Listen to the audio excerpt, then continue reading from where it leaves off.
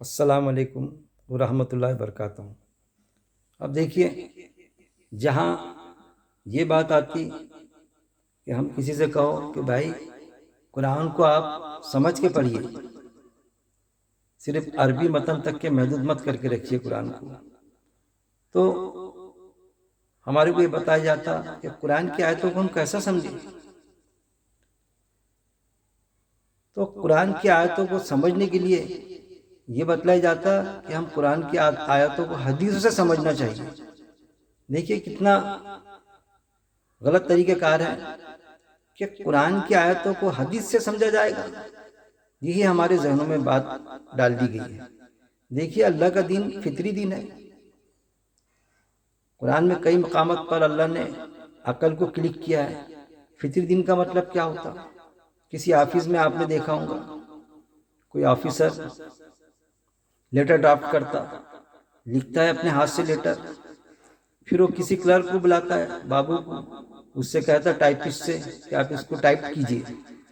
وہ کلرک اس کا صاحب کا لکھا ہوا جو ہوتا ہے وہ ٹائپ کر کے لا کے دیتا ہے آفیسر کے پاس میں۔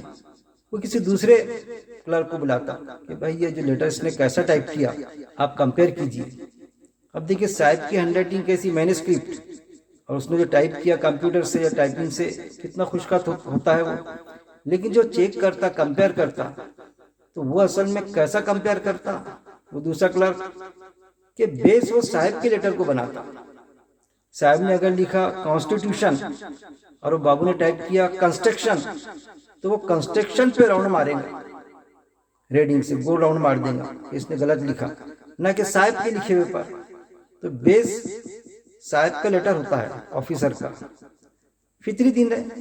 اس لیے جب بھی ہم قرآن کی آیتوں کو سمجھیں ہم، تو قرآن کی آیت کو سمجھنے کے لیے ہمیں حدیث سے قرآن کی آیت میں سمجھنا پڑے گا۔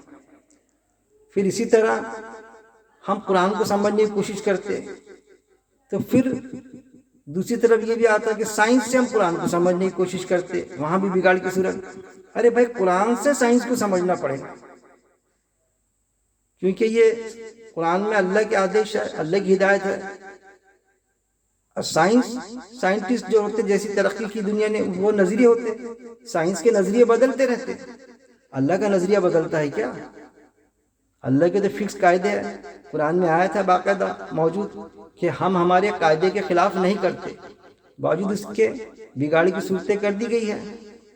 ایک تو ہم کو قرآن سمجھنے نہیں دیا جاتا ہے، پھر ہم سمجھنے کی کوشش کریں، ایک عام ایمان والا سوچے کہ وہ قرآن میں کیا ہے، میرے لیے کیا احکامات ہے، سمجھنے کی کوشش کریں، تو پھر اس طرح سے علماء کی اکثریت ہم کو اس طرح سے پیٹرن بتاتی ہے، طریقہ کار سمجھنے کا کچھ اس ٹائپ سے بتاتی ہے۔ تو ایک عام ایمان والے نے سمجھنا چاہیے، اس پر غور کرنا چاہیے، اور غور و تدبر کرنے کے بعد میں آیت پر ہم غور کریں تو باقاعدہ ہم کو پتہ چلتا، اور پھر اس کے مطابق جو حدیث ہوں گی اس کو ہم گلے لگائیں گے۔ قرآن میں حکم موجود ہے اور وہ حدیث میں ہے، اگر وہ کوئی واقعہ یا اس حکم کے مطابق کوئی بات، ہم اس کو تسلیم کریں گے، سر تسلیم خام ہو جائیں گے۔ لیکن قرآن میں حکم موجود نہیں اور حدیث میں وہ واقعے کی تفصیل بتائی جا رہی ہے، تو ہم کیسا اس کو یہ کریں گے، کیسا سرٹیفائیڈ کریں گے؟ جیسا میں اکثر و بیشتر مثال دیتا ہوں، کوئی ہم سے یہ کہے کہ بھائی فلاں شخص کی بہت عزت مآب شخصیت، اس کی دعوت آئی تھی، فلاں دن ہم نے دعوت اٹینڈ کیے، 40 قسم کے کھانے بنے تھے، اس میں دے تعریف، بڑی عزت ہوئی ہماری۔ پھر ہم اس شخص سے پوچھے جو دعوت دینے والا ہے، تو وہ کہے کہ بھائی اس وقت تو میں یہاں ناگپور ہم مقام پر ہی نہیں تھا، ایسی تو کوئی دعوت ہی ارینج نہیں کی میں نے۔ ارے وہ تو بتا رہا تھا کہ 40 قسم کے کھانے بنے، ایسی عزت کیے، ویسی عزت کیے، ایسا ڈیکوریشن تھا آپ کا، ویسا ڈیکوریشن تھا۔ تو بات یہ ہے نا کہ اس نے دعوت ہی نہیں کیا، اور وہ دعوت کی پوری تفصیل بتا رہا ہے، ڈیٹیل وہ، تو کیا اس ڈیٹیل کو مان لیں گے ہم؟ ان باتوں کو ہم کو سمجھنا پڑے گا۔ اللہ سے دعا ہے کہ اللہ رب العزت ہم کو قرآن کو پڑھنے، اس پر غور و تدبر کرنے، اور غور و تدبر کے بعد میں عمل کرنے کی میرا مالک توفیق دے۔ وآخر دعوانا ان الحمدللہ رب العالمین۔